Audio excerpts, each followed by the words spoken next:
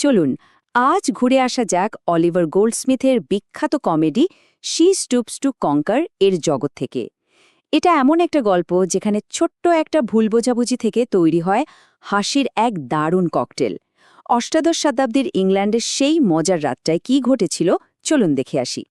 আচ্ছা, কখনো কি মনে হয়েছে যে ছোট্ট একটা মজা বা প্র্যাঙ্ক কিভাবে এক রাতের মধ্যে সবকিছু একেবারে ওলটপালট করে দিতে পারে? এই প্রশ্নটা কিন্তু এই নাটকের মূল চালিকা শক্তি, আর এটাই আমাদের হাসতে হাসতে পেটে খিল ধরিয়ে দেবে। তো আমাদের গল্পের শুরুটা হচ্ছে হার্ট ক্যাসেল পরিবারের একটা শান্ত নিরিবিলি গ্রামের বাড়িতে। কিন্তু খুব শীঘ্রই এই শান্ত পরিবেশটা একটা অপ্রত্যাশিত ঘটনার জন্য একদম বদলে যেতে চলেছে। এই নাটকের মূল খেলোয়াড় কিন্তু কয়েকজনই। দেখুন, হার্ট ক্যাসেল আর মার্লো পরিবার চায় তাদের ছেলে মেয়ের বিয়েটা ভালোভাবে হয়ে যাক। আবার অন্যদিকে কনস্ট্যান্স আর হেস্টিংস, ওরা দুজন ভালোবাসার জন্য বিয়ে করতে চায়। আর এদের সবার মাঝে রয়েছে একজন, টনি লাম্পকিন, যার একমাত্র কাজ হলো মজা করা আর গণ্ডগোল পাকানো। ওর একটা দুষ্টুমি পুরো গল্পটাকে একদম ঘুরিয়ে দেবে। হার্ট ক্যাসেল বাড়িতে একটা মজার ব্যাপার আছে। মিস্টার হার্ট ক্যাসেল ভালোবাসেন পুরনো দিনের সবকিছু, গ্রামের শান্ত সরল জীবন। আর তার স্ত্রী মিসেস হার্ট ক্যাসেল তার ঠিক উল্টো। তিনি শহরে ঝলমলে জীবন আর নতুন ফ্যাশনের জন্য পাগল।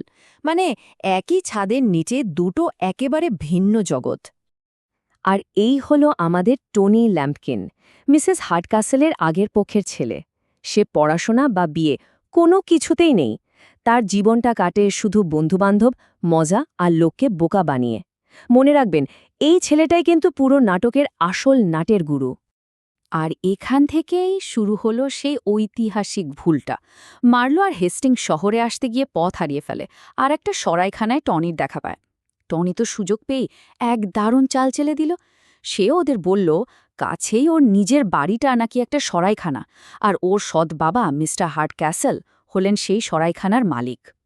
টনির পাতা ফাঁদে পা দিয়ে মার্লো আর হেস্টিংস যখন হার্ট ক্যাসেল বাড়িতে পৌঁছল, তখন যা শুরু হলো তা কমেডির ইতিহাসে একটা নতুন অধ্যায় খুলে দিল। একবার শুধু ভাবুন ব্যাপারটা, অতিথিরা বাড়ির মালিককেই সরাইখানার কর্মচারী ভেবে যাতা ব্যবহার শুরু করল। তাকে হুকুম করছে, খাবার চাইছে, পানীয় আনতে বলছে। আর বেচারা মিস্টার হার্ট ক্যাসেল তো আকাশ থেকে পড়লেন। তিনি ভাবছেন তার বন্ধুর ছেলে এত উদ্ধত আর বেয়াদব হলো কবে থেকে। মার্লোর চরিত্রটা কিন্তু ভারী অদ্ভুত। এই কথাটা তার ব্যক্তিত্বের আসল সমস্যাটা তুলে ধরে। সে উঁচু ঘরের মেয়েদের সামনে এতটাই লাজুক যে ঠিকমতো কথাই বলতে পারে না। কিন্তু সাধারণ বা কাজের মেয়েদের সামনে সে একেবারে অন্য মানুষ, খুব সাহসী, আত্মবিশ্বাসী, এমনকি ফ্লট করতেও ওস্তাদ। এবার এন্ট্রি নিচ্ছেন আমাদের গল্পের আসল নায়িকা কেট হার্টক্যাসেল।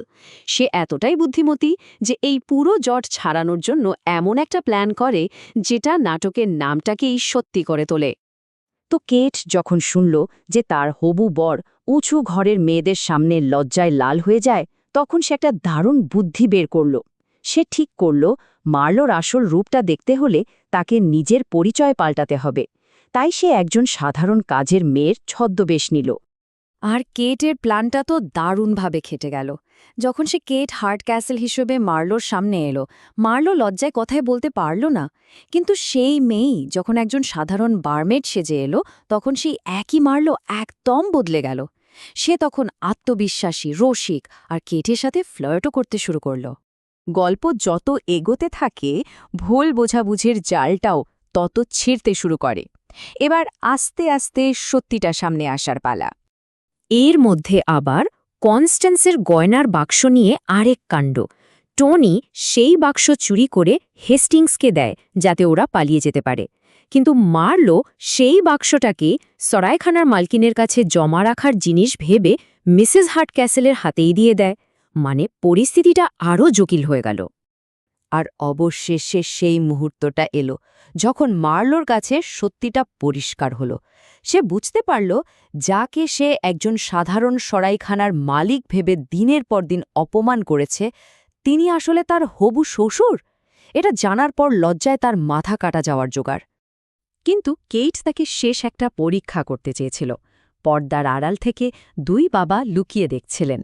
মার্লো তখন কেটকে তার ভালোবাসার কথা স্বীকার করে, কিন্তু দুঃখ করে বলে যে সামাজিক মর্যাদার কারণে সে তাকে বিয়ে করতে পারবে না। এই স্বীকারোক্তিটাই প্রমাণ করে দিল যে তার ভালোবাসাটা কতটা খাঁটি। নাটকের শেষে সব ভুল বোঝাবুঝির অবসান হয় ঠিকই, কিন্তু এই হাসির গল্পের পেছনে এমন কিছু কথা লুকিয়ে আছে যা আজও আমাদের সমাজে সমানভাবে প্রাসঙ্গিক। আর গল্পের শেষে সবচেয়ে বড় টুইস্টটা আসে টনির কাছ থেকে। জানা যায় সে আসলে সাবালক হয়ে গেছে, তাই কনস্ট্যান্সকে বিয়ে করতে তাকে আর জোর করা যাবে না। আর এতে কনস্ট্যান্স আর হেস্টিংসের মিলনের পথটা পরিষ্কার হয়ে যায়।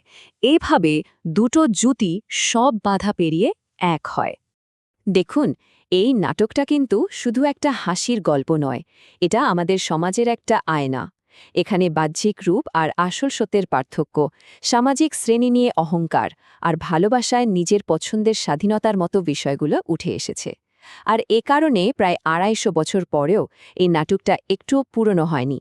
শেষে একটা প্রশ্ন রেখে যায়, আজকের এই ডিজিটাল যুগে যেখানে আমরা সোশ্যাল মিডিয়ায় নিজেদের একটা নিখুঁত প্রোফাইল তৈরি করার চেষ্টা করি, সেখানে আমরাও কি কিটির মতোই নিজেদের একটা বিশেষ রূপ তুলে ধরছি কিছু একটা জয় করার জন্য? ব্যাপারটা ভাবার মতো, তাই না?